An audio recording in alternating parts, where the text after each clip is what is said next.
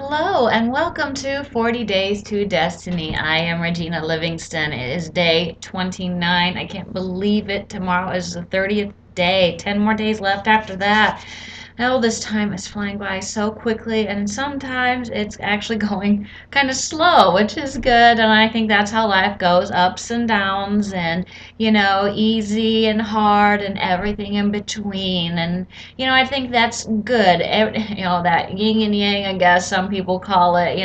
Good with evil. If you didn't see the good days, you wouldn't well, if you didn't have the bad days, you wouldn't appreciate the good, and if you didn't have the good days, those bad days would, just be way too overwhelming, I think, for us. So, those are all good things in our lives to have that contrast. That some days I'm hungry, some days I'm not. Those days, I think they balance each other out somehow, and that's always a good thing. So, the last couple days, I'll tell you about my skin. I've forgotten to take my greens until really late, and they say don't take it to 3 to 4 hours before bedtime, or else it'll keep you awake because it has, when you put a lot of good nutrients inside you, it can actually boost your metabolism, boost your energy, and you can feel good and ready for the day and go go go.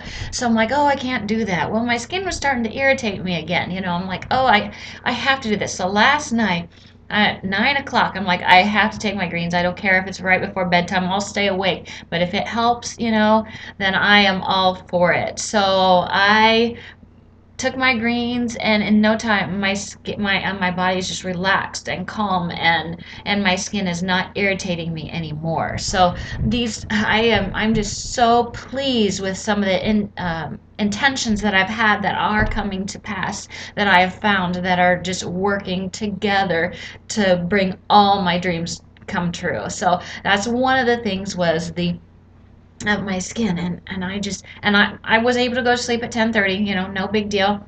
Laid down, go to sleep, no problem. So that didn't keep me up at all. So sometimes it's like anything else. Caffeine could keep some people awake and put some people to sleep, or have no effect on them. And everybody's different. So maybe I just needed my sleep, and that wasn't going to bother it. I don't know, but it worked all out. So, and another thing I wanted to talk to you about.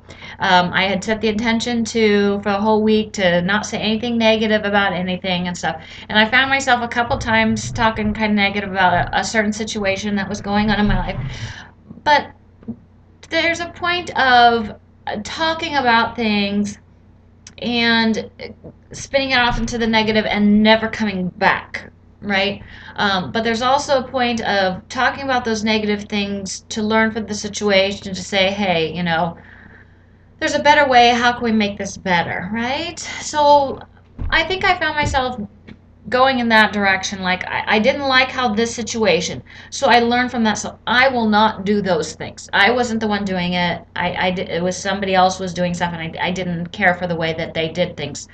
And so I'm like, okay, but when I'm in this position, it's actually a good thing, because I can say, hey, I felt this way when this happened to me. So if I'm doing that, I can go and I can do it the right way, right? So that's how we want to look at things in life. I was reading a story about someone training new salesmen, is what they were doing. And so then they said, in one of the times when you're telling them, you let them do the lead sale, and then you say, okay, this is what you did wrong. Okay, well, then you're going to be the one in the position to sell things, and you're going to mess up on purpose. Okay, do that on purpose, and you write down, say, I wrote this down, mess up on this particular sale. Okay, make that sure to write that down, and then you totally mess up, you do something wrong, and then they're ready to jump all over your case, say, you did this wrong, blah blah blah blah, and then you show them, okay, I did this on purpose, so you will see what it looks like. Because it's so much easier to see the wrong things when somebody else does it than when you do it. You can justify yourself. You can look at that like, that's not what I meant to say. That did not happen at all, But if you, record yourself while you're doing it to see how you're doing it, looking in the mirror, I've told you about that. Looking in the mirror and convincing yourself, you convince yourself, You'll be able to convince anything. You know, the comedians, the preachers, the motivational speakers, all of them do those things. They look in the mirror, they perfect their thing. And if you have a video camera like this, you know, you can do that on your computer and listen back and watch yourself and like, oh yeah, that's no good. Oh, I like that part, you know, and all those things, and be like, okay, this is what was works, this what didn't. I like this. Use your hands here, don't use them there, you know, something. Smile more, maybe, just as simple as that. So then, when those people saw those mistakes, and they're like, oh, that's what you meant by this when I did that. Okay. You see it better in other people sometimes than you can see when you're in the situation.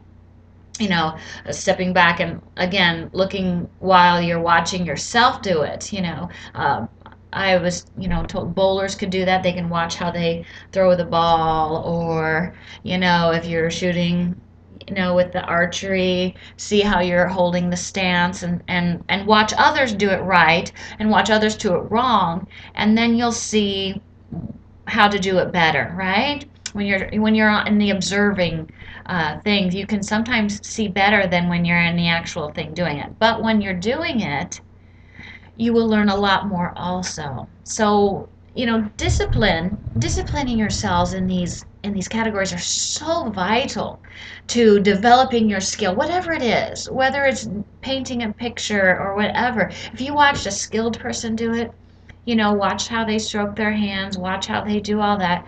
You know, you can very easily see what to do right and what to do wrong. You know, especially when you find someone else. You know, you watch a kid color, they're all over the place, but they're on a ball doing it. Hey, and you know what? Some people pay for that abstract art. You know, that doesn't look like anything. You know, so you know, whatever works too. If you that's what you have fun doing, hey, have some fun. Scribble all over with some paint. Throw it around. They have different people who do that and make a lot of money on those kind of paintings too. So, you know, whatever suits your purpose. But disciplining yourself to finding out and to better yourself is so good. And I have a quote, and I love it. It says, character is the discipline to follow through with resolutions long after the spirit in which they were made has passed. So that means that, you know, you have all these intentions, you know, and you want to have these things done. But if you don't have that character, if you don't have that discipline, then those feelings will go away, and it's like, I don't want to do this anymore, you know. That can happen in marriages, that can happen in, you know, in your work, in even in things that you enjoy sometimes can be, ugh, you know, and you don't know why you do them anymore. You know, sometimes it's not that those things are bad or you need to get out of them, but you just need to renew your mind, to make your mind better, you know, to learn how to work things out. Communication is so important in everything, in marriages, in relationships with kids and friends, and in coworkers, you know, employers, employees. If that communication breaks down, you know, that is the main key. And so many people use words in different ways. So you say things and you mean it in a total different way than they take it. Because when they've heard that word, it's been in a negative or bad way. Or you take it better because you've always heard it in a positive way. So, you know, communication can easily break down. That's why it's so vital to have the other person maybe repeat back to you what you said to make sure that that's accurate and what you meant to say, and vice versa, so that your communication skills are up to par and you are on the same page, working to the same goals. Because that's what the whole thing in life is, to find people who work our same goals. Now, if a husband and wife don't have the same goals, does that mean it has to break up? No, not necessarily. It just means that certain parts of their lives they're not going to be together on, you know, and then that's okay. You can each have your own hobbies, and you don't have to do them together. But there are things that you want to do together to make that relationship better. Okay, you can't live totally separate lives and come back at some point and be like, you know, because otherwise you would look at each other like, who are you, you know? You have to have some things in common, you know. So that's one of the things that we need to look at. What can we do things in common? and emphasize those things and have that good friend, right? Because sometimes the friends are the people that you need to do certain connections with, and we rely too much on our husband or wife to fill those things when that wasn't necessarily their role to begin with, or they just can't wrap their minds around those things, and you can't connect on that level, and that's okay, really, as long as you have certain things that you can connect on. That's great. And do what you need to do to make each relationship right. Okay, because I am totally for keeping marriages together and everything else, but there are times, I guess, when everything needs to part ways. But you have to have that. You can't just say, oh, forget it, the first little flaw or thing that comes along. That's not it. I love the little story about the 65-year-old or married couple that were married for 65 years. Like, how did you do that? I was like, well, when back in my day, if things were broken, we fixed it. So you got to try fixing things first before you just chuck it. Right? That's just, we are a throwaway society, and that's not really what we need to be. Okay? We need to fix things. We need to make things better and right. And we can make this world a better place. And where does it start with? In our minds, in our thoughts. One person can make a difference in a family. Guaranteed. Guaranteed. But, it does take cooperations and everything. So, anyway, I want to leave you on that. Have a good day. Have that character, have that discipline to live your lives each day better. That childlike faith. Please remember that. Childlike faith. Scribble if you have to, have some fun in life.